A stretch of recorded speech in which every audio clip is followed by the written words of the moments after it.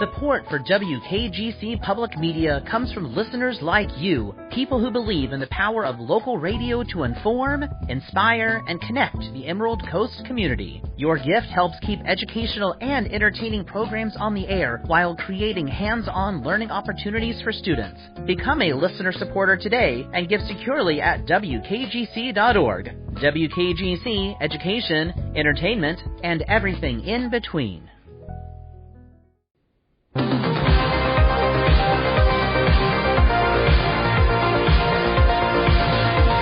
From WKGC Public Media, this is ReelTalk, the place where you can join the cinematic conversations frame by frame each week. I'm your host, R.L. Terry. If movies are your thing, give us a ring, 850-772-6803, or you can text us at 850-329-8936 to join us on air. We'll get to your calls and messages later in the show. Today we are celebrating the 40th anniversary of Back to the Future. Hard to believe that it's been 4 decades since Marty McFly first jumped into that DeLorean, slammed it into gear, and blasted through at time of 88 miles per hour. Released in the summer of 1985, it wasn't just a hit, it was lightning in a bottle. A film that blended science fiction, comedy, adventure, and heart in a way that felt effortless, even though every frame was perfectly calculated. Robert Zemeckis and Bob Gale gave us more than a story about time travel. They gave us a story about identity, destiny, and the strange, sometimes awkward realization that our parents are once just as confused and hopeful as we are. Back to the Future remains that rare blockbuster that never goes out of style because it's all about what truly matters, who we are, where we come from, and how far we're willing to go to shape the future. Joining me today is returning guest and friend of the show, Paul Bonnette. Welcome back to the show, Paul. Thank you so much, Ryan. I'm so happy to be here, and I have a lot of information and a lot of stuff to talk about with Back to the Future. I'm very excited for all of your fun facts, particularly later in the show, when I dedicate an entire prompt to just your fun facts, because you are full of them. But I have one that is probably not in your arsenal, but I'm going to hold that one back until the second half of the show. So, Paul, in addition to being a huge Back to the Future fan, listeners, Paul is the endowed chair of the Hilton Hospitality Management Program at Gulf Coast State College. So thank you, Paul, for stepping away from your classes to sit down with us to celebrate Back to the Future this afternoon. Thank you so much for letting me be here and for letting me be a friend of the program. And, hospitality is so important in our area and so important in the state. And so Back to the Future actually has some hospitality elements that we're going to talk about a little bit. Ooh, I like that. And listeners, don't forget that your local movie theater is an expression of the hospitality industry because you are their guest while you are there. You may not be staying the night unless you're camping out at the movie theater, but you're there as their guest, and they want to make sure that you have a great time. So I'm thankful for Paul at being able to bring that angle to our show today. But Paul, without question, the legacy of this film is immense. Every high-concept adventure about rewriting the past or preserving the timeline owes something to Hill Valley. And countless films and shows have tried to capture that same blend of wit, warmth, and wonder, some fun, but no one has ever quite replicated that chemistry between Michael J. Fox, Christopher Lloyd, and the sheer creative precision of Zemeckis' direction. Back to the Future isn't just a movie, it truly is a benchmark. And for an entire generation of theme park fans, its magic extended beyond the screen to Back to the Future, the ride at Universal Studios, Florida, and Hollywood. And it turned the cinematic fantasy into a living, breathing experience. Climbing into your own DeLorean, chasing Biff through time, it was as close as you could get to actually living the movie. Universal, after all, was where you ride the movies. And Ryan, I'm going to interrupt you there because I don't want to brag, but I actually helped capture Biff at Back to the Future, the ride. You're the one who did that. I bumped him single-handedly in my 8-passenger DeLorean that I stepped into, and so I don't want to brag, but yes, I single-handedly saved the space-time continuum. So are you then, by extension, saying that you're responsible for its closure because Biff was apprehended and that was it? I did not directly tell Doc to sell it to Krusty the Clown, but I was just responsible for saving the space-time continuum. What happened after that had nothing to do with me. I can only do so much, Ryan. I'm only one person. Maybe you should just let him escape. Maybe it'd still be here. No, did he have to really? You had. Doc told me that we had to bump him. Okay. There was a method to these things. Doc specifically said he needed my help, and I believed him. Okay. Well, let's jump into the movie here, because I do want to get back to the ride a little bit later on in the show. 40 years later, Back to the Future still feels alive. And not just through the now closed theme park attraction, but it remains alive through humor, its sincere heart, and its imagination, which was just off the charts, particularly at the time. And maybe that's the real trick of time travel. A great story doesn't just take us back; it moves us forward too. Hence, Back to the Future. I see what you did there. Yes.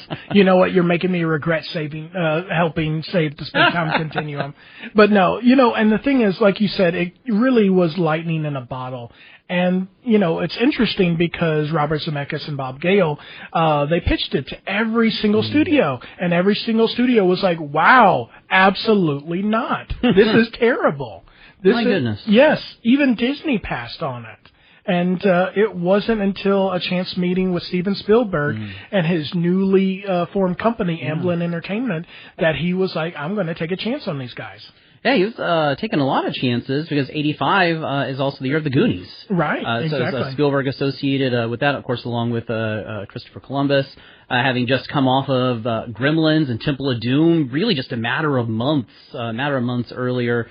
And so what a time to be alive, 84, 85, which we've covered on this show before going through top 10 movies. And I'm pretty sure that on the 85 to 89 that we most recently did, that Back to the Future was on there. Just goes to show how timeless the movie really is. But what I want to know, Paul, is looking at the film itself. Bob Gale's screenplay, of course he writes it in conjunction with Zemeckis, but Bob Gale's screenplay, he balances science fiction and comedy and emotional depth without it ever feeling uneven. Mm-hmm. And the screenplay's often been described, and I've been part of these conversations, as a perfect screenplay. What makes the storytelling in Back to the Future, in your opinion, so effective? So the thing is when you look at what became Back to the Future, you have to kind of start at the roots. You have to start at what was the idea of how do you get, because, time travel movies weren't as prevalent as they are today. Yeah. Now everything's a time travel movie. And multiverses. Right, and exactly. Even Avengers Endgame references Back to the Future. Every movie seems to reference Back to the Future in many ways. But really, when you look back, Robert Zemeckis and Bob Gale were at USC as students. And they went home and for a break, and Robert Zemeckis was in St. Louis, and he looked and he found his dad's old high school yearbook. And so he was like, I wonder if I would be friends with my dad. And he compared himself. His dad was class president and everything. And so he really was kind of wondering if he would actually be friends with his dad. And so that was, excuse me just a second. Yeah. And so his dad was very different than him. So they had this idea. Hold on. So did he decide he would have been friends with his dad? Or he was very careful not to mention this. Friends with his dad. But he was like, going Back to the Future. And so they came up with the iconic refrigerator time machine.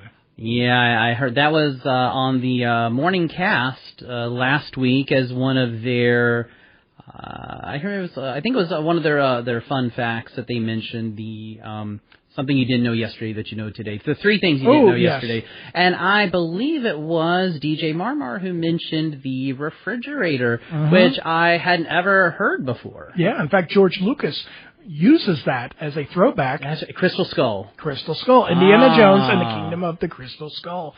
And George Lucas throws it back. In fact, George Lucas, this is not the only contribution that George Lucas has done for Back to the Future. I know we had talked about the ride. I'm just going to mention this, that Steven Spielberg, when Universal Studios was being built, he went to them and said, hey, guys, I just rode this really cool ride that my friend George Lucas took me on. It's called Star Tours. In Disneyland. Yeah. And so Steven Spielberg was like, we have Back to the Future. We had to do some kind of ride, that involves Back to the Future, kind of similar to this with motion. And so, yes, it actually, George Lucas has helped actually create Back to the Future, the ride. Yeah. Oh, my goodness. That's fun fact. Very cool. Very cool. When I look at the film, and I've read the screenplay before, every scene, every line, every prop serves a purpose. Everything points so to well thought out. The end. Everything is intentional. Nothing is just merely there as furniture. Diegetically, narratively, the film sets up all kinds of ideas early on in the first and second acts, and they all pay off in the end. It's very clever, but it also feels incredibly natural. And I love how it can do all the juggling. It can juggle all of these ideas that point to the end of the movie, all the concepts, the teen comedy, the family drama, and it never loses its rhythm. In the first 20 minutes, you pretty much know everything you need to know for the rest of the movie. And underneath all that time travel fun, it's grounded in something universal. Figuring out who you are and realizing your parents went through those same struggles. I mentioned that in my opening. And I think that's what makes this particular screenplay timeless, this movie timeless. It's not just a great story about time travel. It's a great story about us. And it's about identity. Yes, it is. Learning who you are, where you come from, who your parents were, and it is so interesting because you see that the choices that we make will influence us years down the line. Spoiler is, Marty's parents. At this is 40 years old, listeners. If you haven't seen it by now, it's your problem. You're right, exactly. Yes, go out and watch. We're going to get some calls. Paul's no longer a friend of the program. But his parents change at the end of the movie. They are more successful. They're more, health conscious. They're more, they have a dramatic shift, and it's so interesting because you see that the choices that we make will influence who we become 40 years down the line or 30 years, down the future. Yeah, and then I guess we can also find out, would we be friends with our parents if we were right, exactly. high school at the same time? I love how the time travel, and we say the DeLorean itself is a vehicle, both literally in the movie but also figuratively. It is a vehicle to which we talk about everything that you just mentioned, Paul.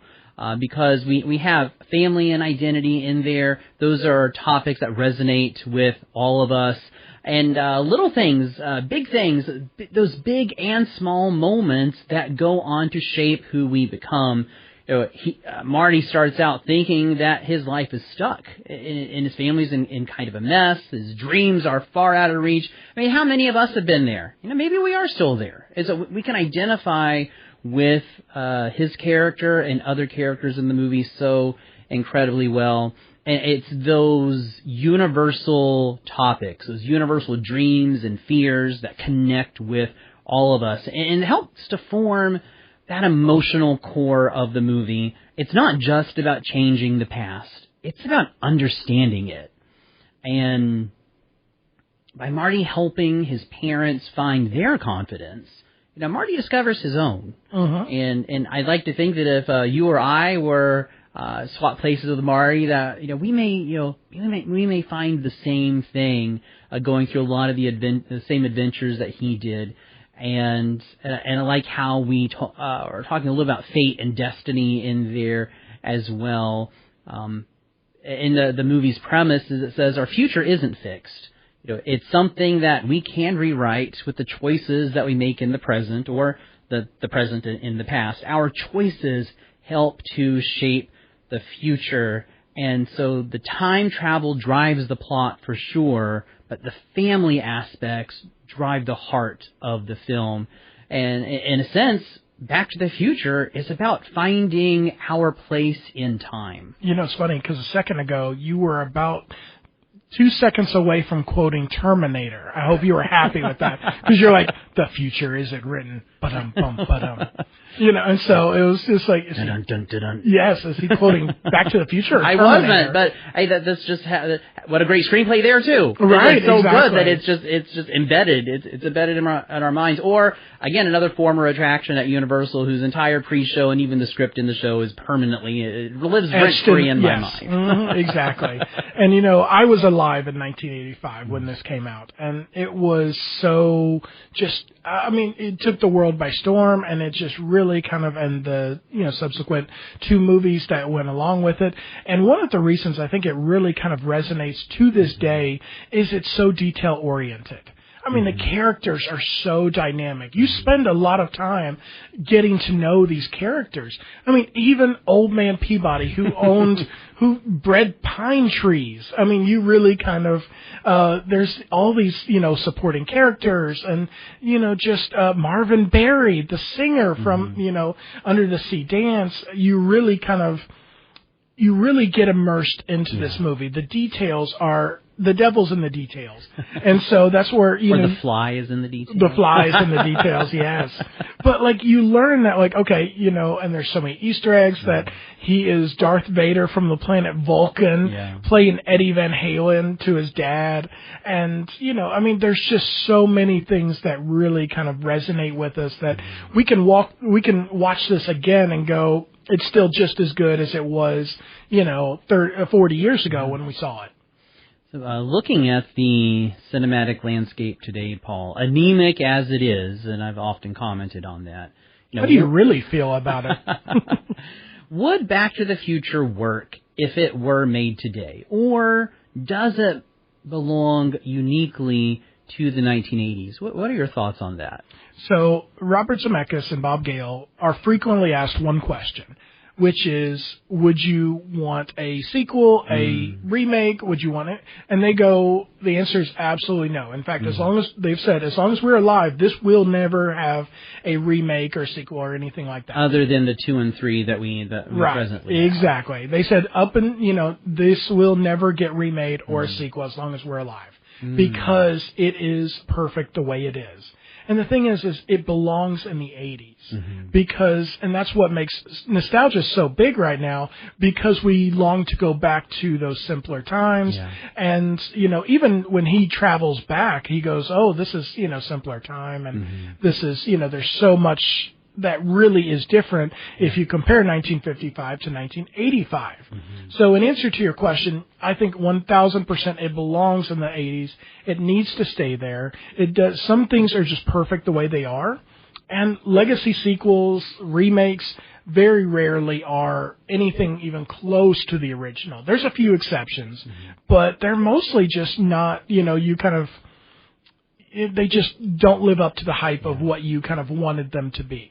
Yeah, as long as they are still speaking to us 30, 40, 50 plus years later, I don't see the reason why that you would revisit a film. Because if it's still speaking to us, which clearly this one is, its 40th anniversary screenings, which is currently now in cinemas, has been in cinemas for a couple of weeks now, and I think it's going to hang out there for another couple of weeks. So clearly there is still an audience, and I would imagine of all ages, that are going and seeing the film.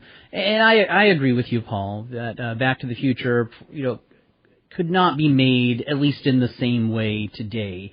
It really is rooted in that spirit of the 80s, and even by extension, the 1950s. It's rooted in those times. Particularly when we get to the mid and late 80s, in cinema, there's this mix of optimism, invention, a lot of inventive films during this time, particularly in horror and sci-fi. And it's got this slightly cheesy sincerity, but we love it. And all of that is so much part of its DNA. And modern blockbusters tend to, chase the spectacle of spectacle or irony. But Back to the Future, it believed in something. It believed people could change their lives and their futures. There's this hopefulness at the heart of this film. And I believe that is what makes it timeless. And so I agree, Paul, it does belong to the 80s, but those same messages still hit us today. You hear that, listeners? The future is not written yet. The future is what you make it. Bum, bum, bum, ba-dum. Brian's going to go back to he's going to reference the Terminator for this. I know it. And on that note, listeners, you are listening to Real Talk on 90.7 WKGC. I'm your host, R.L. Terry, and today I am joined by returning guest Paul Bonnette. This hour, we are celebrating the 40th anniversary of Back to the Future. If movies are your thing, give us a ring, 850-772-6803 to join us on air, or you can text us at 850-329-8936. When we come back, we will continue our journey in the DeLorean. Don't go anywhere. We'll be right back after this break. Welcome back to Real Talk on 90.7 WKGC. I'm your host, R.L. Terry, and today I am joined by returning guest and friend of the show, Paul Bonnette. This hour, we are celebrating the 40th anniversary of Back to the Future. If movies are your thing, give us a ring, 850-772-6803 to join us on air, or you can text us, if it's more convenient, at 850-329-8936. Paul, we've talked a lot about the characters so far, and these characters still instantly recognizable. It's really quite remarkable how many characters from the cinema of the 80s, and I'd say even into the 90s, are recognizable by kids today that may or may not have seen the movie at all. Not to get too far off track here, but this past Friday was Halloween, and at Halloween, you and your lovely wife Nikki invited me over, and I was there in my costume that I affectionately call Jackie Krueger, or A Nightmare on Elm Street Before Christmas. So it's a character mashup, and we actually had a conversation. It's not really that far removed from what I want to get at here. Is that so many kids, like 10, 11, 12 years old, they either understood the character mashup, which was shocking, and they did get extra candy, listeners. Paul gave them extra candy. They deserved it. Or they knew, they either recognized the Jack Skellington or Freddy Krueger. Jack Skellington, I'll kind of give them. But how these kids know, and I would hope that they've not seen the movie yet, and so you've got kids that have probably never seen an Elm Street movie, but they knew exactly who I was, or at least who part of me was, and I love that about the characters of this particular time, that they're so ingrained in popular culture that they're instantly recognizable. Just really quickly, Paul, what do you think? Whether we're talking, McFly, Doc Brown, or Freddy Krueger,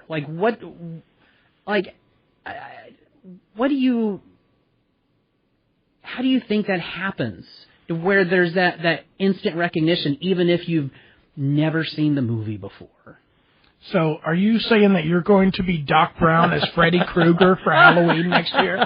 Because I'm for it. But yes, I know I'm still going with Mariah Carey thawing out. Yes, as you should. Yes, I'm still going to go with that. Yes. So it's interesting because things that stick in the public consciousness are things that you don't normally expect. Give you an example. So when Danny Elfman was contributing to The Nightmare Before Christmas, everybody was like, I don't get this. I don't understand this movie. Is it too scary for kids? And he'd go, no, my 9-year-old loves it. But people didn't get it until later. And so we get it when we need to. And so Back to the Future luckily kind of caught on almost immediately, and we got it because we needed to. And the consciousness, the people who are really enduring. Like, for example, if you go to a comic convention, a lot of times you will see a family dressed up as Back to the Future characters. You know, the dad, maybe Doc Brown, maybe the mom's Marty McFly. There's always going to be a Doc Brown and a Marty McFly. Right, exactly. You know, and so it really is interesting because somebody's going to be wearing the vest, and somebody's going to have the white hair and the lab coat, and it's just kind of, you know, there's so many different catchphrases and there's so many different things. And we look back on that movie and those characters as people we relate to. Maybe there's, you know, somebody in there that we kind of, you know, go, we're Marty's people. We, somebody calls us chicken, we're going to, you know, throw down. We're not going to stand for it. Or Doc, you know, we're right on the verge of the next great invention, but we may not believe in ourselves. And so we need somebody to kind of help with that. And so it's really, even the character of Biff, the bully, it's so interesting because he's not just a two-dimensional character. Yeah. He actually, you can tell that there are, you know, he lives with his grandmother. He's always looking for, you know, kind of the next leg up and an easy way to do it. And it's interesting because Tom Wilson really, when he was creating this character, he went back to the people he knew, the bullies he had kind of dealt with because he was a theater kid, which is amazing to me that because Tom Wilson, I can't see him as a bully, you know, or as anything other than a bully. But like when you see him, like he's a singer and he, you know, he sings. He has this famous song with "Stop Asking Me All the Questions." All these questions he gets. What's Michael J. Fox like?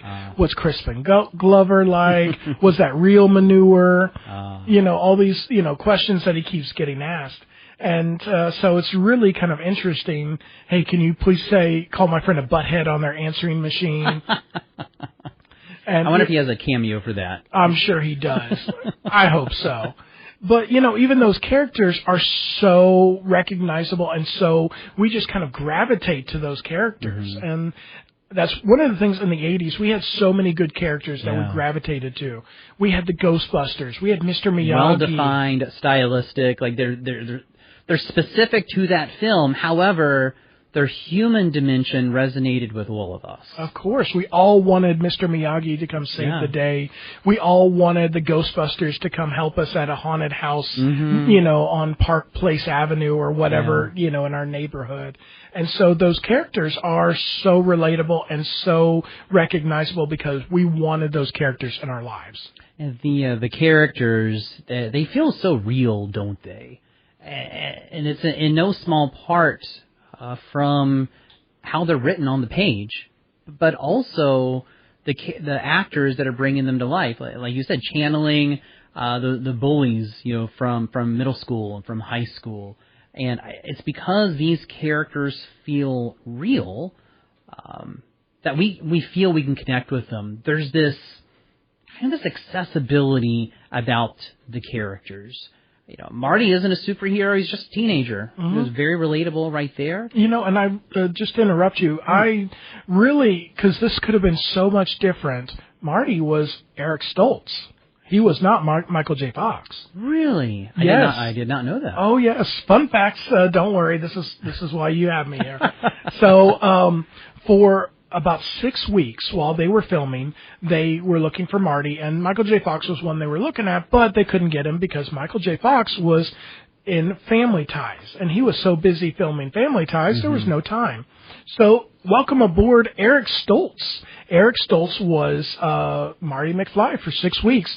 Now, Eric was a little unusual. For example, he used to always have people refer to him, he stayed in character, as Marty. He's a method actor? Very method actor, kind of Crispin Glover type. Okay. And so he did the role, but it wasn't like magic. It wasn't like, and so they kept saying, oh my gosh, I wish, you know, this is just not working out. You know who we really need we need Michael. So was he part of principal photography then? Oh, he was. Yes, he was. They filmed 6 weeks worth of stuff. They had to spend a significant amount of money to reshoot. To have Michael J. Fox. And so now there's still a couple scenes in Back to the Future where it is not Michael J. Fox, but rather it is Eric Stoltz who is playing, you know, who is there on some of the wide shots. And so they really, were kind of, about 6 weeks in, they really realized they had kind of made a mistake. And so they went to Michael's, agent, and he said, look, Michael loves this. He wants to do this, but he has no time. And they said, well, what about if we need him at night? Well, that'll work because he films Family Ties during the day. Mm-hmm. Michael J. Fox got about 2 to 3 hours of sleep every night. Was Family Ties being shot at the Universal lot, which, listeners, is where a lot of the scenes from Back to the Future were filmed? Were they both on the same lot, or was he traveling from, like, 2 different lots? 2 different lots. Wow. I believe it was filmed on Paramount. Okay. Now, don't quote me. I could be wrong. Mm-hmm. But what he would do is he would film Family Ties until the early evening, and then he would go they would take him to the Universal lot to film Back to the Future until about dawn. Then, at dawn, a driver literally would take him to his house, and a lot of times they would have to carry him inside the house, put him to bed, and they would come back a couple hours later, put on a pot of coffee, wake him up, get him over so they could take him over to Paramount or wherever Family Ties was being shot, and then he would film, we'd back up again. And so they would just rotate. And so poor guy got like 3 hours of sleep every night, and that was it. I mean, this was very difficult filming for him. And talk about commitment to character and commitment to a project in which you truly believe. And so because I feel had he not believed in Back to the Future and even Family Ties as much as he did, he would have struggled to do that. And I'm sure he did struggle. I don't want to minimize the toll on the body and mind it takes, but I think he believed there was something here. And it is so evident in every sequence and every scene, from the first one to the third one. Second one's a little on the weaker side, but still good. I love the second one. Oh, you love the second one? Okay, so I'm 1-3-2. But I also have a deep personal hatred to Robert Zemeckis because of the second one.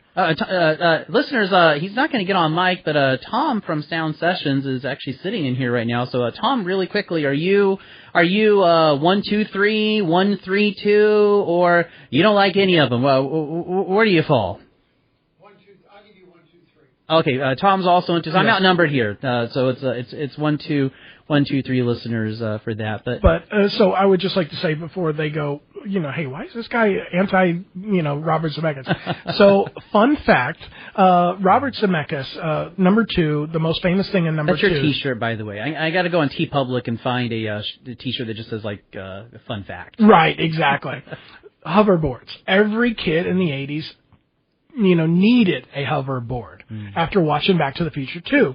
And so, Robert Zemeckis put out this false narrative that hoverboards were real.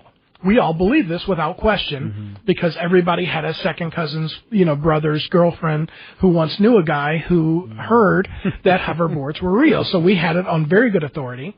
However, Robert Zemeckis put out false narrative saying, oh yeah, hoverboards are totally real. It's just we can't sell them because parents are against them. So we knew hoverboards were real. We knew that parents had stopped us from getting them and that, our happiness depended on this, but we couldn't get it because parents, were against it. And so, of course, I have a deep-seated, animosity to Robert Zemeckis. Because are all these parents part of some, like, Eyes Wide Shut cohort in which they're all getting together and they're teaming up to outlaw, ban, and, like, gaslight everybody on the existence of hoverboards? Right, exactly. We didn't know who was against it, but we knew the hoverboards were real and that all we had to do is just figure out a way that, clearly we would have a hoverboard in some way. But, yeah, no, it was just a prank Robert Zemeckis, did. Just like when they were making the DeLorean, when they decided to have the DeLorean, they had just arrested the founder of DeLorean.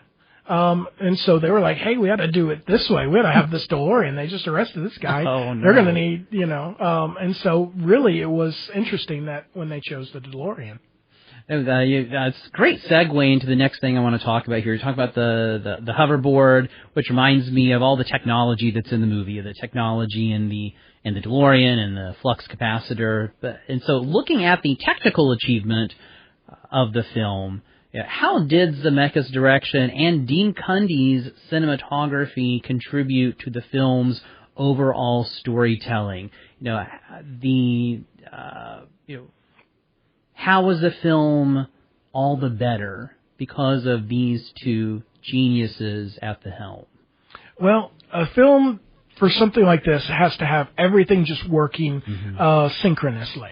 I mean, for example, if you look at Superman 4, The Quest for Peace, you had so many incredible people working on that film. However, you lacked the budget and you lacked, That's the canon one, right? That's the canon one. Masters of the Universe. You had you had a great writer, you had all these kind of different things. And so a film has to have everything working perfectly together. And so, like, cinematography with this film it matches the energy. It matches what is needed. And so really that's why everything works, is because it is like puzzle pieces that have just come together and then lightning strikes. Because we talk about lightning in a bottle, but you can't have lightning in a bottle if you don't have all of these great, things come together. The magnificent score. Alan Silvestri. Right. Which listeners you'll get to hear a little bit of at the close of our show today. Yeah, that score is iconic. I mean, it's really, and that's what, everything comes together with the incredible people who are working on it. And so when they do that, that is when you capture lightning in a bottle. Because we talk about lightning in a bottle, but if you don't have the right bottle, you can't capture lightning. Yeah. This is very true. What a team, to give this world of fantasy such a sense of reality. Like we know it's fantasy, we know it's science fiction, but still there's so much about it that does feel real. And Cundey's cinematography specifically, Zemeckis, he gets talked about a lot. So I really want to spotlight Dean Cundey's work. Dean Cundey gives Hill Valley that nostalgic golden glow, and he and Zemeckis together made a world that was a world of fantasy, yet feel familiar and warm. Every flash of lightning, every spark of the DeLorean, it wasn't just spectacle. Oh boy, it was definitely a spectacle, but it wasn't limited to being a spectacle. It was storytelling through light and motion. And listeners, Dean Cundey may not be a household name like Robert Zemeckis is. But just so you know what is on his resume, Escape from New York, Halloween, 1978, John Carpenter's Halloween, Halloween, Who Framed Roger Rabbit, Jurassic Park, Apollo 13, and more. He's demonstrated this incredible ability to make fantasy worlds feel tactile, that word, and feel very much lived in. And whether it's Michael Myers, which many of us probably rewatched here recently over Halloween, in the Shadows, or DeLorean, tearing through time, his eye makes the impossible believable, and that's so much of what Zemeckis does as well. And even in Hugo, which I think is kind of more of a love-hate thing. Some people either love Hugo or hate it. I'm of the love camp, but we see so much of this all throughout his work. Before we go into our next break, Paul, we can't talk Back to the Future without talking about the score of the film. And you mentioned it earlier. How different the movie would have been without Alan Silvestri's score.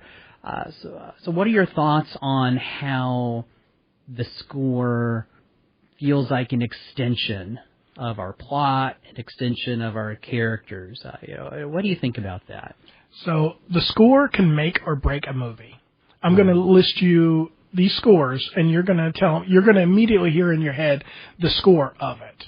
Jurassic Park, Superman with Christopher Reeve, Back to the Future. These go down in the, hallways of time, not to use a pun, of what, these kind of emotions. Because the score, it rises, it falls, it actually just it actually delivers on the emotion.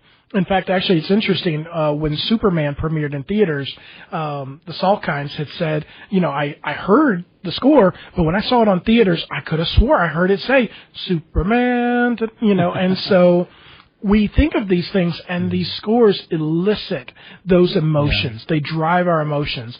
And so when you hear the score of Back to the Future, it really it instills hope. Mm-hmm. It really is just it rises, it falls, but it really the score translates into the movie itself as in a upbeat, moving forward into the future.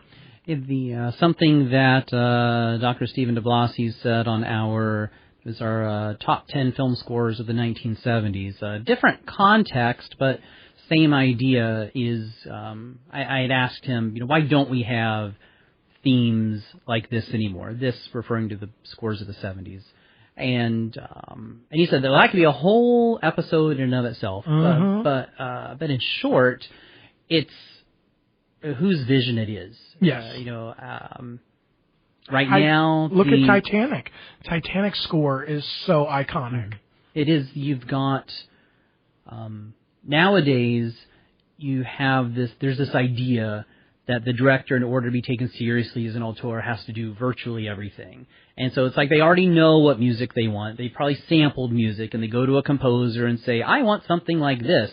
Whereas back at the time we're talking about, it was, here is the film, write me something beautiful, write me something exciting. You're the composer. You're the one who understands music theory. This is your area of expertise. Now create me something. There was trust. And there was that trust element, and it's the quick and dirty version, but that's a lot of what we have here, that there wasn't anything out there like this. Sure, it's inspired by other sounds of the 80s, but there wasn't anything out there like this. You're not sampling something and then you're going to go through all these different permutations of how you could put it together and arrive at your background music, which you will call a score. It was the work of a composer who they would watch the film, they'd hear the film, and that's what we would get. And I think that's in part of why we don't have so many scores like that today. You're listening to Real Talk on 90.7 WKGC. I'm your host, R.L. Terry, and today I am joined by returning guest, Paul Bonnette. This hour, we are celebrating the 40th anniversary of Back to the Future. If movies are your thing, give us a ring, 850-772-6803 to join us on air, or if it's more convenient, you can text us at 850-329-8936. When we come back, we will continue our journey in the DeLorean. So don't go anywhere. We'll be right back after this break. Welcome back to Real Talk on 90.7 WKGC. I'm your host, R.L. Terry, and today I am joined by returning guest, Paul Bonnette. This hour, we are celebrating the 40th anniversary of Back to the Future. If movies are your thing, give us a ring, 850-772-6803 to join us on air, or you can text us at 850-329-8936. Paul, we've indirectly talked about this a bit, particularly towards the beginning of the hour. What does Back to the Future tell us about the role of nostalgia in popular culture and how that's evolved in today's remake or reimagining, revisiting era? Dare I say, most times when nostalgia is trying to be recaptured, which, as you pointed out earlier, it only works if you have the right bottle, the movie fails. A notable exception to this would be 2023's Top Gun Maverick. Was probably the best example of a spiritual sequel in the last several years. And so what do you think that role is in today's remake-heavy era? So I find it interesting about nostalgia because, when we were younger and our parents, somebody said, back in the day, we would just roll our eyes and nostalgia was cringy. Yeah. But now even younger generations look back on nostalgia. Nostalgia is such a big thing for some strange reason, and that's because the world we live in, we are, there's a lot of things out there that really kind of can be very depressing. Mm-hmm. And so we look back on things that bring us happiness, mm-hmm. characters that bring happiness. Mm-hmm. And that's why pop culture is so big, is because we look at these things and we go, these are worlds, it's escapism at its finest. We want to make sure that we would love to be in that world. Yeah. We would love to be hoverboarding with Marty. Mm-hmm. And, we know that at the end of the day, everything's going to work out. We don't know how, but we know that it's going to, that it's going to work out. And so that's really kind of what we're all looking for, is these characters that bring us joy and that everything's going to work out in the end. Yeah. We have a lot of movies today and TV shows that are looking back at the 80s, and I think probably within the next 5 to 10 years we'll be having more shows looking back at the 90s. Back to the Future demonstrates how nostalgia works best when it feels organic. It doesn't feel forced. I think a lot of the nostalgic examples we have today do very much feel forced. This film looks back at the 1950s through Marty's eyes. If the same movie were made today, we would be looking back at the 90s. We'd be looking back at the 90s.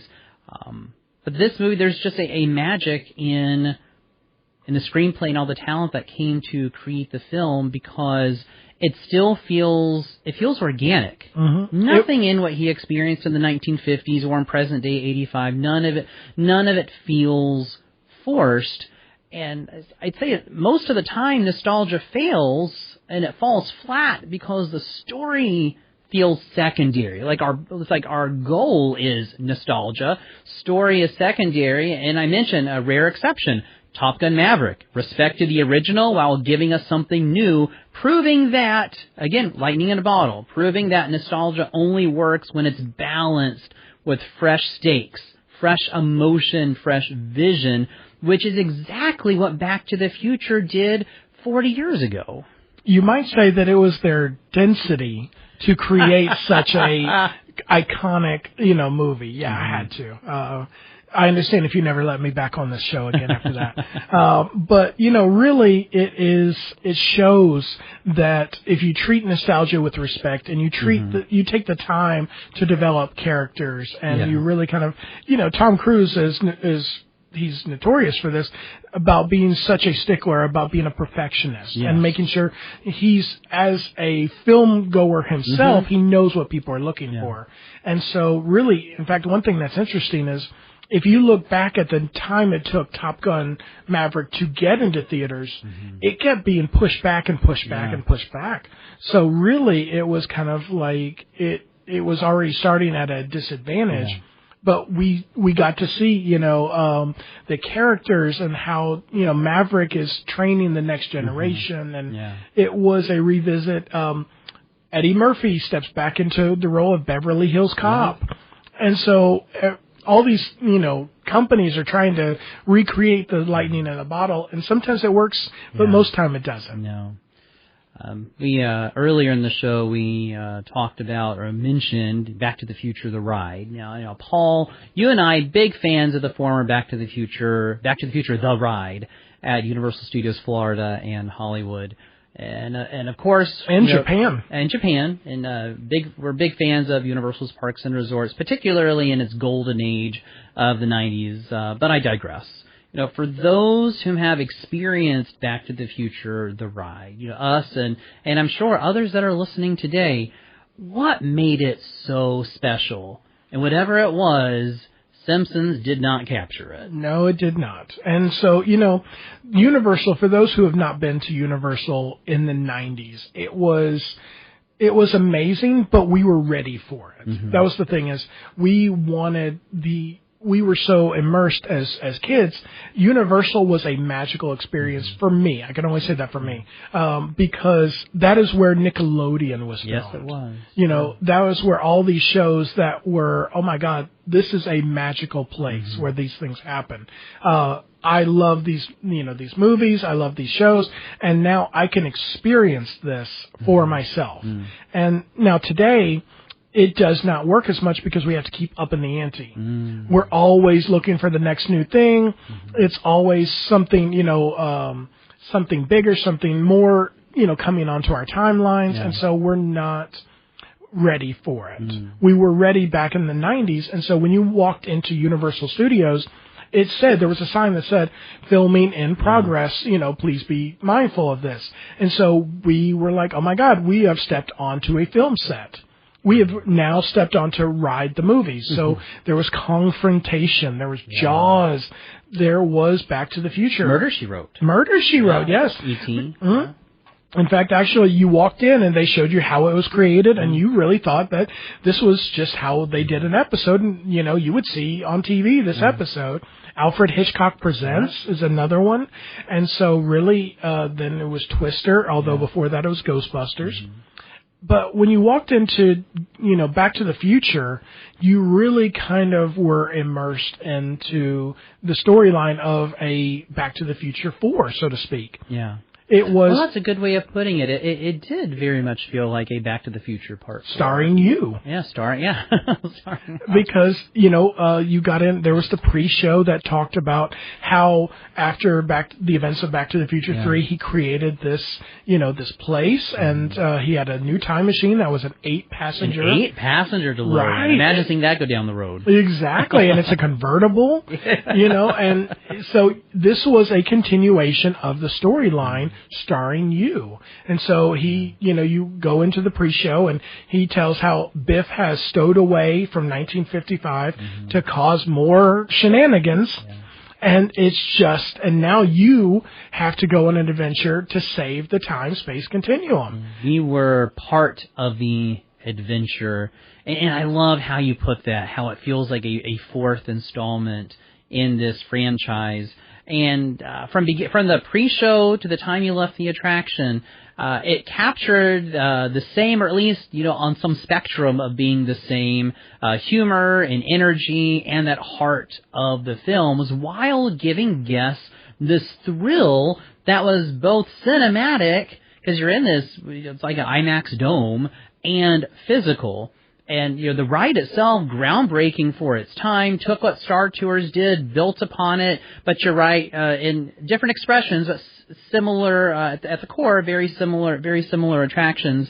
And it combined this motion-based ride technology with immersive storytelling in which you're acknowledged and you're brought into it, and you did feel like you were riding the movies. And even today, people remember it. It's been gone for, 12 years? It closed down in 2007. Okay. Oh, so we're coming up on 20 years. A couple of years, were we talking 20 years ago?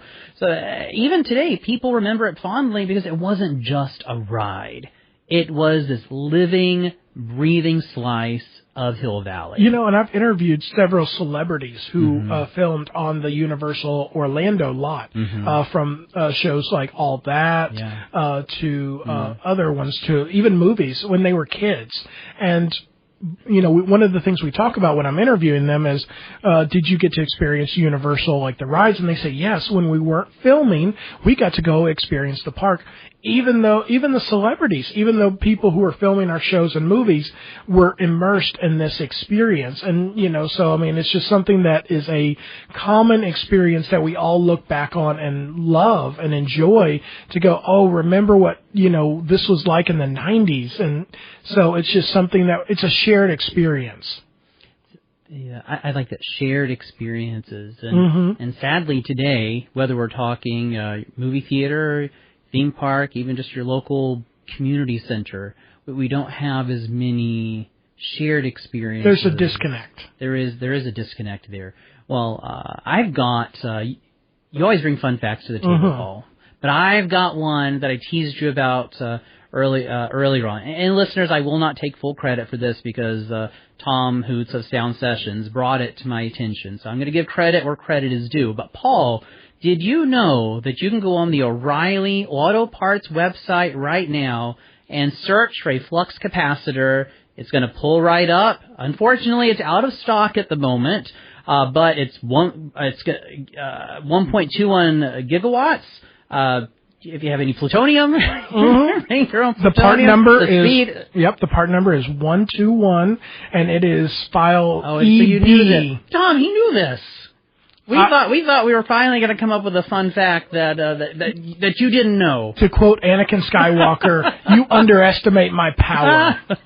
Yes, but no, it's such a cool thing, and it's such a good marketing tool for O'Reilly's Auto Parts to have. It is permanently out of stock. And so, but yes, it is. You can order a flux capacitor. It's funny because when I did watch repair for 13 years, we had to replace capacitors in solar-powered watches. So, of course, we called them flux capacitors, which is just the fancy term of rechargeable battery. But yes, I love that fun fact. I'm sorry that I know it is. But we have to work harder next time. Tom. Well, Paul, it looks like our DeLorean has returned to the present in 2025, and we have to exit the ride vehicle. Watch your head, watch your step, and if you don't watch your step, watch your language. This is a family show, after all. You know what? I will tell you that just fun fact. While we finish up, what does Richard Nixon and Back to the Future have in common? I don't know. What do they have in common? So they filmed at Whittier High School in California, which is Richard Nixon's alma mater. Oh, how about Richard Nixon graduated there in 1930. Oh my goodness! All kinds of connections here.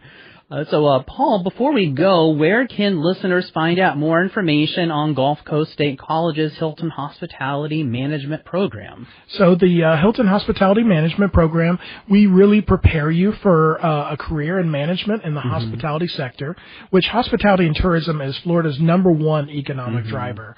And so really you can get all the information on our website, which is gulfcoast.edu/hospitality. You can send me an email. My contact information is on that. You can visit our Facebook page, our Instagram page.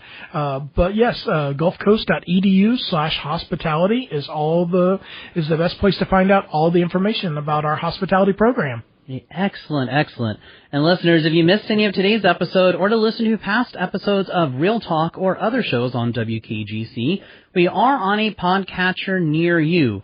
Just search for WKGC Public Media on your podcast service of choice. Real Talk will be back next Monday for another cinematic conversation. I think we'll be reviewing Predator Badlands.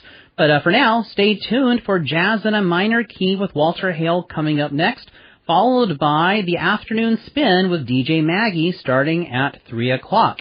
Thanks to all of you for listening. I hope you'll tune in again next week, same time, same place, for more Real Talk on 90.7 WKGC.